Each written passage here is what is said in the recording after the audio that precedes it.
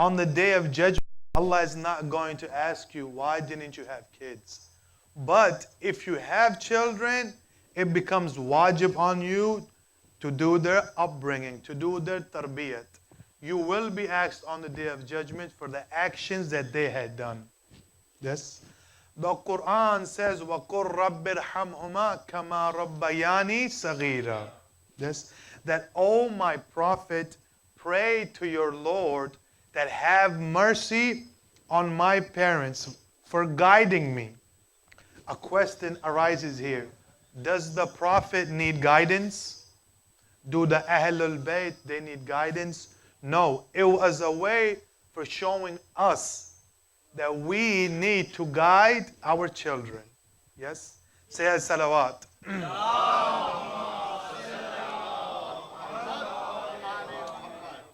We have a misconception. We think upbringing or the guidance is only for children. That's the misconception that we have in our communities. We think we only teach the children Quran.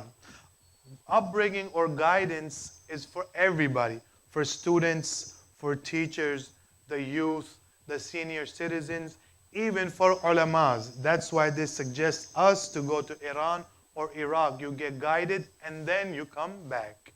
So this misconception, we have to get rid of it. Another misconception we have is that we will teach our kids the 12 Imams, we will teach them the Quran, Usul al-Din and Furu al-Din, and that's it. For 5 days a week, they can do whatever they want, or 6 days a week, they do whatever they want. And for 1 day, we give it to them, to the Maulana, for a Saturday school or a Sunday school. Oh, Maulana, you take care of them for 2 hours. No, brothers and sisters, upbringing and the guidance starts from the home. It starts from where they sleep and where they eat, and where they sleep and where they eat and where they enjoy themselves. أفلح من صلى على محمد وآل محمد.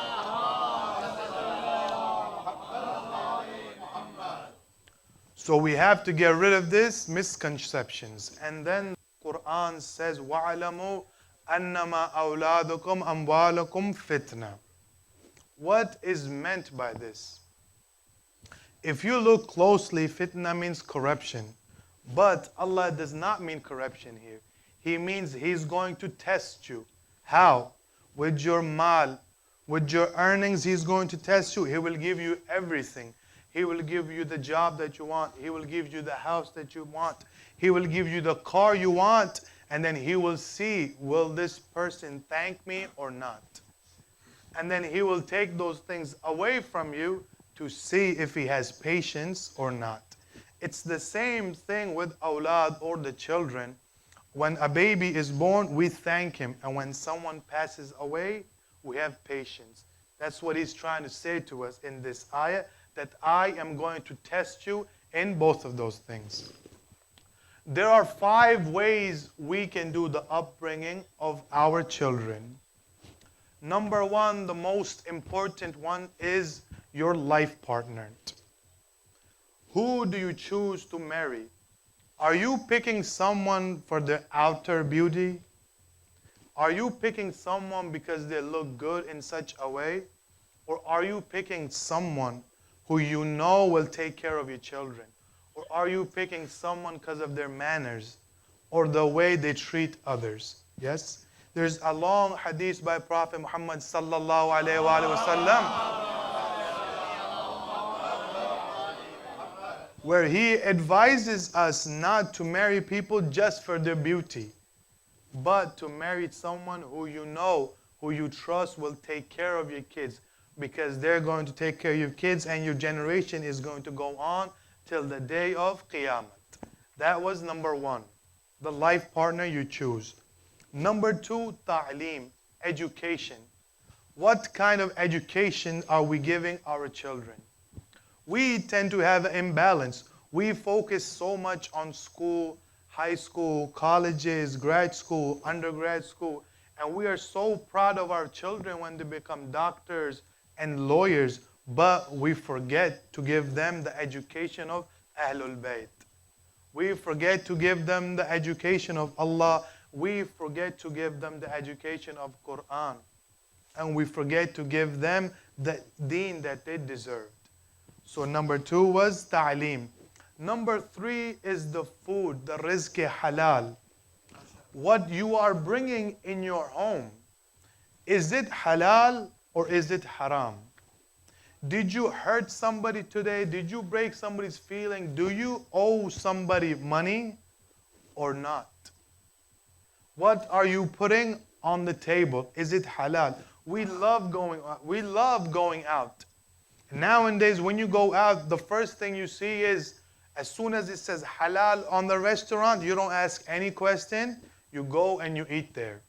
Brothers and sisters, do you know where the meat came from? It is wajib upon each and every one of you. If you see the halal sign, you go and ask them, where do you get your meat from? How did you sacrifice the meat? Is it done the correct way, or are we eating haram? When you take two magnets, when you take the north and the south, both magnets attract each other. Just like that, halal attracts halal, and haram attracts haram. If you are eating haram food, then there's no way you're going to come here. You're going to go somewhere else. If you eat halal food, and the food your father or your grandfather or whoever it is, or even you, is providing with halal food, then yes, you will be attracted to the Ahlul Bayt. Then yes, you will be attracted to the Quran. Then yes, you will be attracted to the majalises. That was the third thing. The fourth thing is talqeen. There's one talqeen when somebody passes away. You go like this with the scissors and you tell them, ifham wa isham. When they die, you tell them, note who is your God, and we tell them this. That's the talqeen of a dead person. There's another talqeen of an alive person. This is wajib on all of the parents, the young parents, to tell your kid or tell your daughter or son, don't do this, do that. Stay away from Indian movies. Don't do this. Stay away from music. Come here, come that. We usually hear parents make the same excuses that, oh, Maulana, they're not going to come to the Majlis because they have homework. If there's a social gathering at a restaurant or a wedding, we are willing to take those who are not even invited. You invited one person to a wedding and you brought 10 people with you. Why? They're not even invited. And we invite people to the house of Allah. We invite 10. One person comes and say, oh, Maulana, they have homework. Oh, Maulana, his back hurts. Oh, Maulana, this happened. Oh, Maulana, that happened.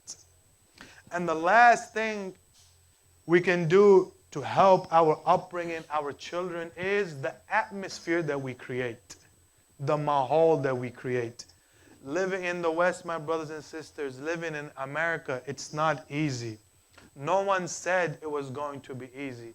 When we left our countries, or our fathers or our grandparents, they left their countries, they left for a better life. But somewhere along the line, we have gotten away from our deen. We have gotten away from our religion. It's upon you to create that atmosphere. If in your house from the morning till layl, the night, there's always music being played, your son or your daughters are not going to become pious. If you're always busy at social gatherings, your son is not going to become Salman al-Farisi. So these are the things, my brothers and sisters, we need to take care of. Last thing before I end my talk, we, in our communities, we have this selfishness, this isolation that we tend to do. What do I mean? What do I mean? Going to the Majlis alone. Going to Jum'ah alone. Going to Dua Kumail alone. Going to Dua Tawassul alone. Going anywhere alone. We need to get rid of this, brothers and sisters. It's time to wake up. It's time to wake up. Let's stop hibernating. We need to save this generation. It's not too late. Today I want to do zikr of Aun and Muhammad.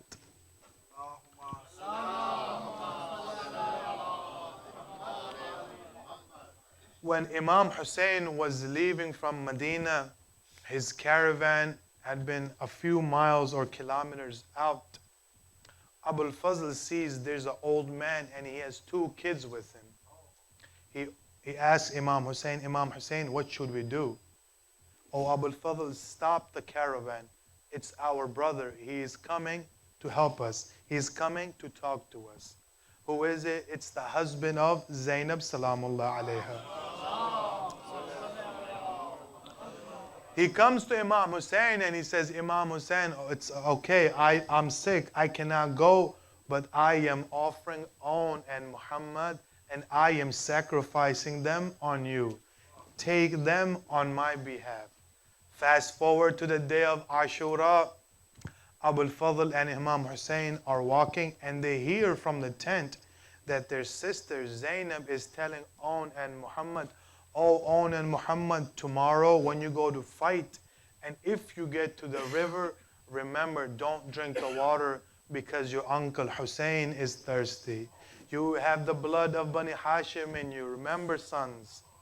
The day of Ashur comes, they both get permission from Imam Hussein and they go fight. And the narrator's right. The way they fought, nobody wanted to fight them. They took them all the way 8 kilometers out. If you go to Ziyarat today, you will go to the Ziyarat of And while they're fighting, they take over the Nahr Furat. Both of the brothers, they take the Nahr Furat and they're standing in the Nahr Furat. They turn their faces to the camp of their mother and they say, oh mother, you are the witness. We took over Nahr Furat, but we didn't drink the water because our uncle and his sons and his kids are thirsty.